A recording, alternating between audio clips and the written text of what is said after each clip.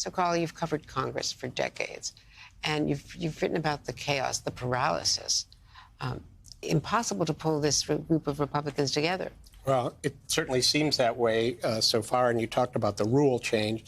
Kevin McCarthy last night was very adamant that that needs to be changed. He was basically undone by 8 people, really. So it's a really, really difficult situation. It does look like it's shaping up to be a real leadership race that, you know, they're going to have to sell themselves. I think this is going to be a serious thing. But how do you, I just came from the Capitol. There's a lot of growing worry up there. It's like, okay, the clock's ticking on our spending bills. The House is out for a week with no leader. We don't know when they're going to get another one. How is this all going to play out? And how is the new speaker going to be able to corral the same people that undid the old speaker? Well, not if this new speaker has to go 15 rounds and make concessions along the way, right, Brendan? I don't see how a new speaker is any stronger and in any better position than Kevin McCarthy was just in. And you could argue he was in a worse position. At least when Kevin McCarthy won those 15 rounds, he had a 6-month honeymoon where he could pass a bunch of messaging bills and build up political capital. Whoever the next speaker is going to go right into the meat grinder. We have 6 weeks from now, it'll be 5 weeks when they get the job, if at the soonest, to fund the government again, do deals with Democrats. All of the things that was a fireable offense for Kevin McCarthy are right back on the lap of whoever's next. I don't know why you would want to do it. I think whoever does it, I encourage them to make clear there are going to have to be some compromises right when they come in. Maybe use a little bit of this time as an excuse to maybe pass another CR and give yourself a little more time to fund the government. But the next person is going to have to make all of those promises that Kevin McCarthy did, but he's also going to walk right into a buzzsaw from day one. And Robert Gibbs, Democrats are in no mood to compromise on anything right now.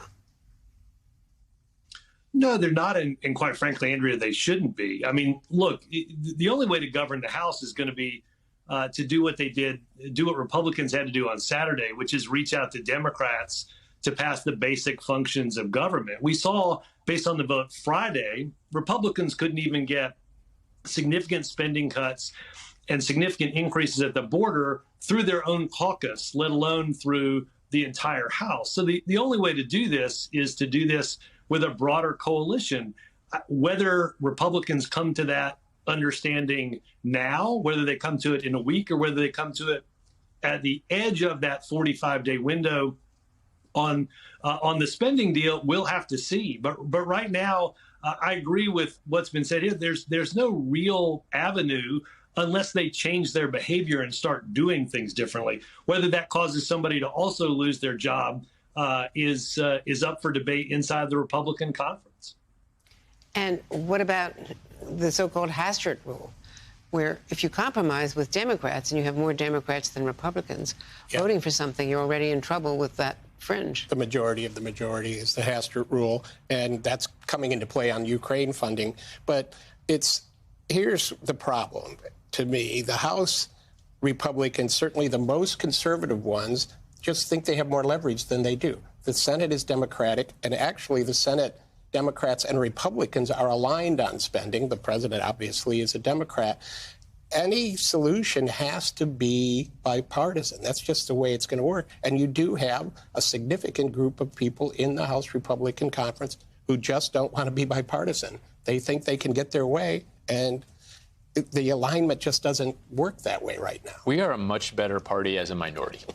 The governing realities of being a majority just don't suit a lot of our members. Being a minority, you can fight, you can be against things, you can play political games, and you can do a little bit of that in the majority, but at the end of the day, you have to pass things. You have to increase the debt limit, you have to fund the government, and those are the baseline things. And so many of our folks just aren't interested in doing that. When you have a 4-seat majority, as we have, you talked earlier about Nancy Pelosi being able to work with a 4-seat majority. We're a different party. Their party is much more interested in governing, and right now that's less fun for our members. Robert Gibbs, your comment on that? Pelosi did have that same kind of small margin, and she held them all together, the squad, all of them.